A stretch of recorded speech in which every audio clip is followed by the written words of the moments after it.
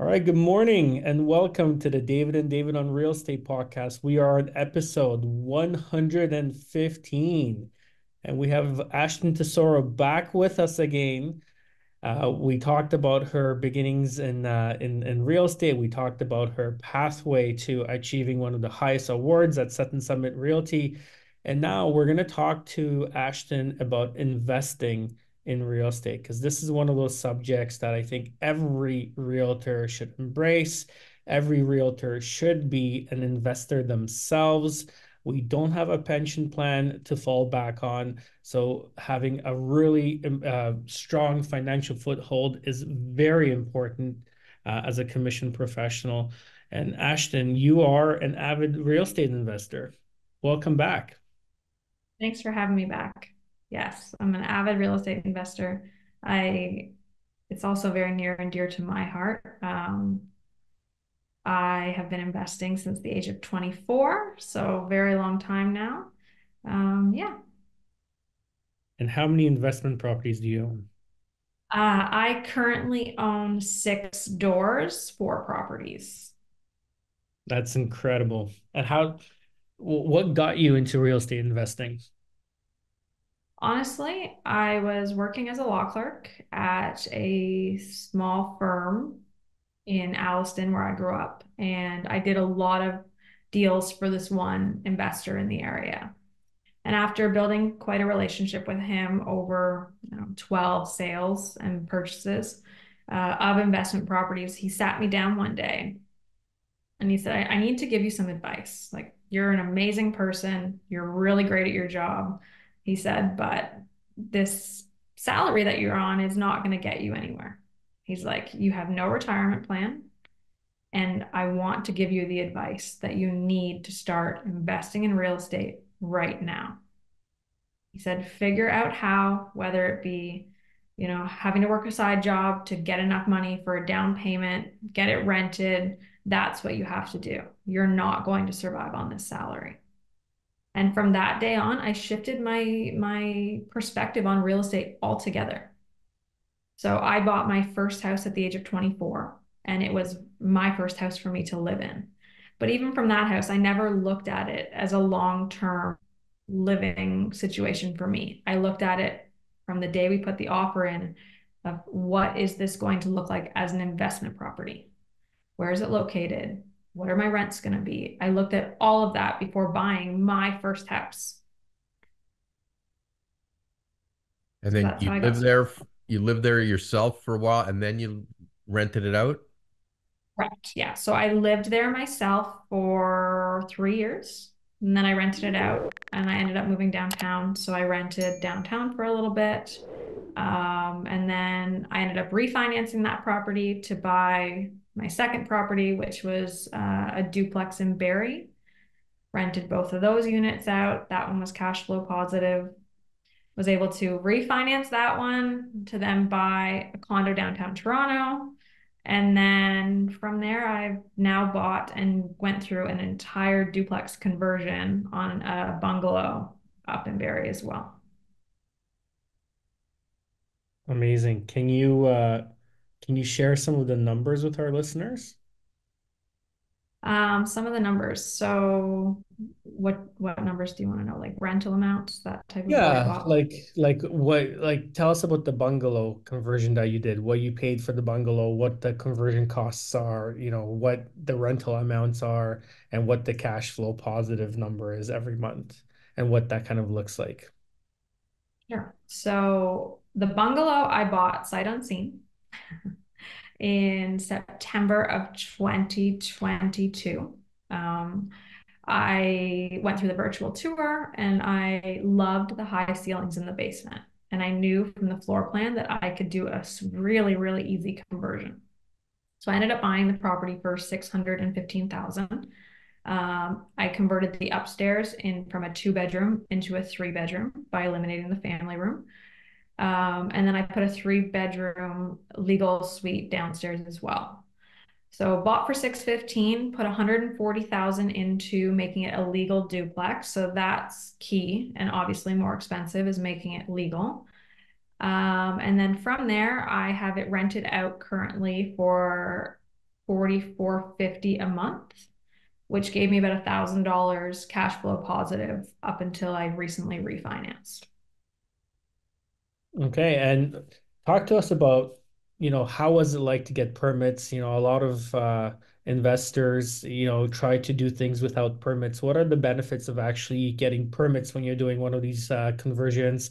How does that look like? How long does it take? How does that impact working with different contractors? And what has that whole experience been like? Yeah, so I acted as the general contractor. I come from a bit of a construction background. So I decided to jump in and GC the whole project, which was a lot of work. I give those GCs a lot of credit for keeping all the trades in line. But we started the process in September. We took occupancy. I took occupancy in September. And by January of 2023, I had my entire duplex conversion complete, signed off, stamp on it. The permit situation was fairly easy to get. I worked with an engineer. He submitted the documents. We had to make a few changes here and there, but the permit situation was fairly easy. It's finding the right contractors to do the work for you. I had a really great team that did the work for me, and we ran into a few hiccups. Don't get me wrong, it wasn't smooth sailing, that's for sure.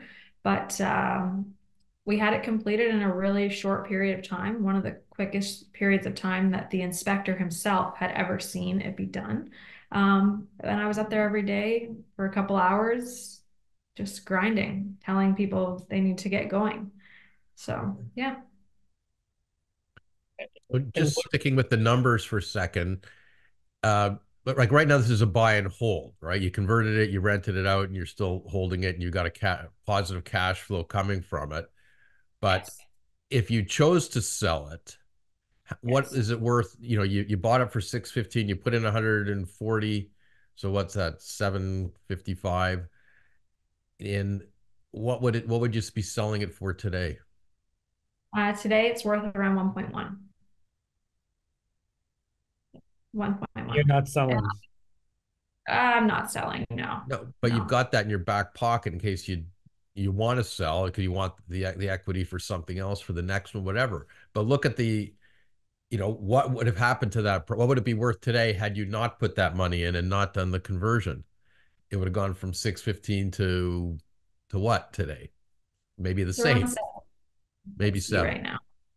Right.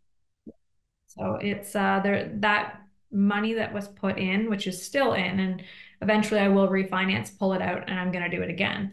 But that money is well spent, especially if you're looking for a long-term hold, because the value that you get when you go from a single family to a duplex or a triplex is, I can't even explain it. Like the risk that you take off the table when you do something like that What do you mean is by so. the risk? Tell our listeners, what do you mean by that? So with a single family, obviously rent rates are high. The economy is not great right now in terms of cash flow for people because inflation, etc. When you have a single family dwelling, if that tenant stops paying, you're out that full amount for your mortgage. You're out all of those expenses. You're getting zero money coming in from that property. Where if you have a duplex or a triplex, you can rely on the money coming in from the other unit if one stops paying. The likelihood of both tenants or all three tenants not paying at the same time is not high. So when you run into some trouble where a tenant is short 1 month or a tenant can't come up with the rent, you're only coming out with a small portion of the money out of your pocket versus that full mortgage amount. I personally will never own a single family again. I have one in my portfolio and I intend selling it this year and taking that money right away and slapping it into a triplex or a duplex conversion. Why do you think investing is so important, Ashton? A lot of wealth comes from real estate, and I've seen it over generations. My family themselves, like I will say that my dad works very closely with all of the large builders in Ontario, so Mattamy, Fernbrook. etc. And he made the mistake of not tapping in to the potential of owning multiple real estate sources. Like he could have taken one house per project that he works in, and the generational wealth that would have been created. I certainly wouldn't be working today. He still wouldn't be working today. My kids certainly wouldn't be working because of that generational wealth that is created through real estate.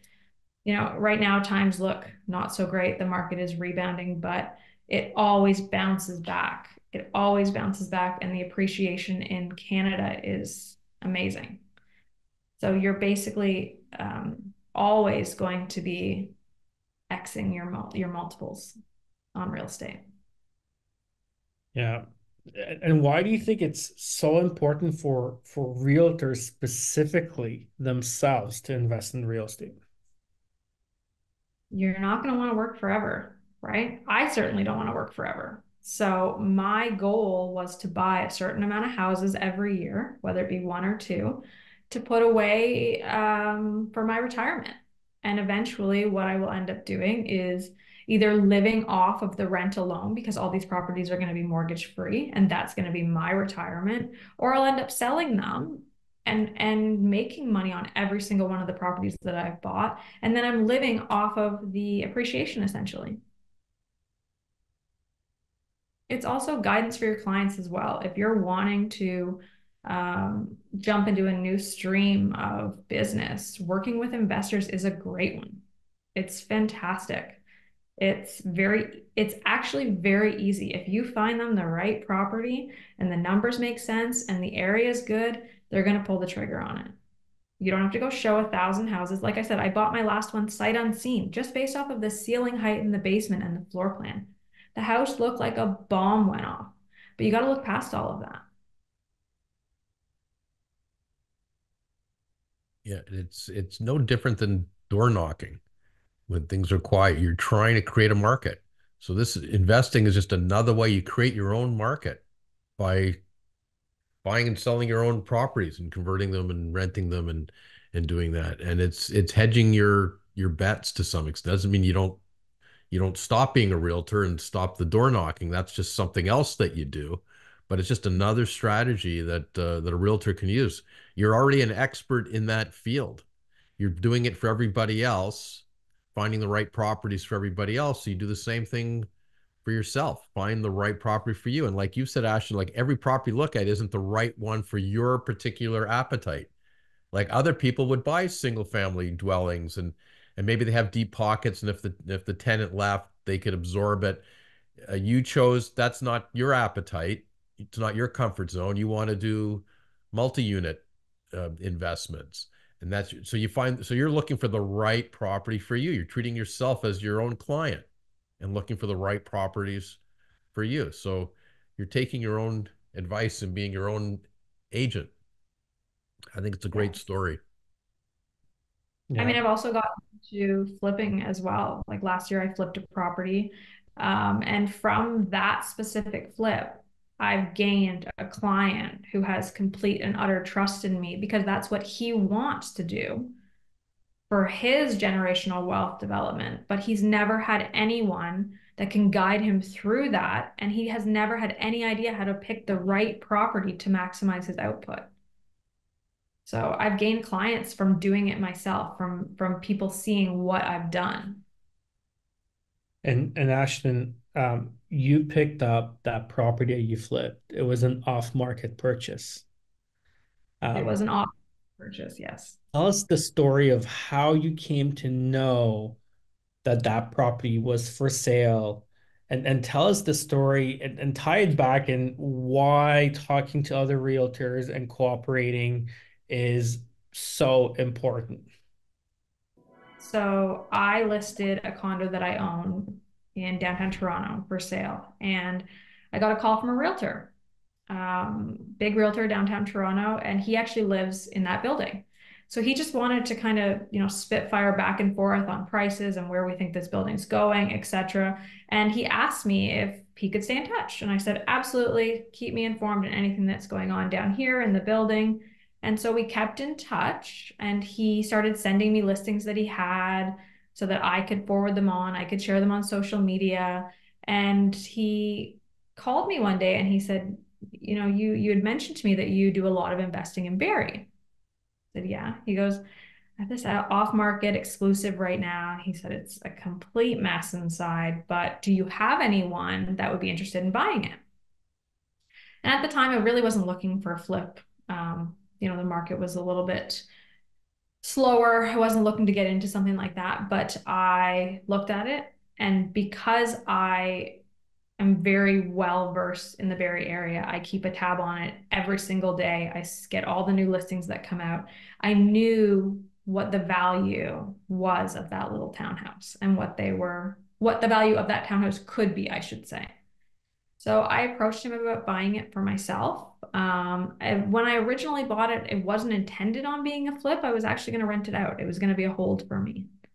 But after getting into the reno, I decided it was best to let it go and sink that money in somewhere else. So, but just from having one conversation with a realtor, a little bit past, hey, are you flexible on price? I was able to create a relationship that's long standing. And I bought a property myself from that realtor because he knew my background. He knew I had given him the information that I invest here just by having a simple conversation. Maybe just throw out some numbers on that transaction too, so everybody will see why you flipped it and how you did. So I paid 415 for that property. It was a complete gut, essentially. I mean, it was pretty awful inside when I got it. I turned the project around in 6 weeks, knowing that the market was still hot and that I had a very short window. So I turned around in 6 weeks that reno, and I ended up selling it for 640,000. And how much And did you I put in? paid 50. 50. So even though it was a mess, it only cost you 50 to fix it enough to turn it around and sell it for a couple 100,000 more. Correct. And, you know, it's all about knowing what can be done, how to do it on a tight budget, different ways of doing things that maybe if you just got a one contractor in, they'd give you one quote.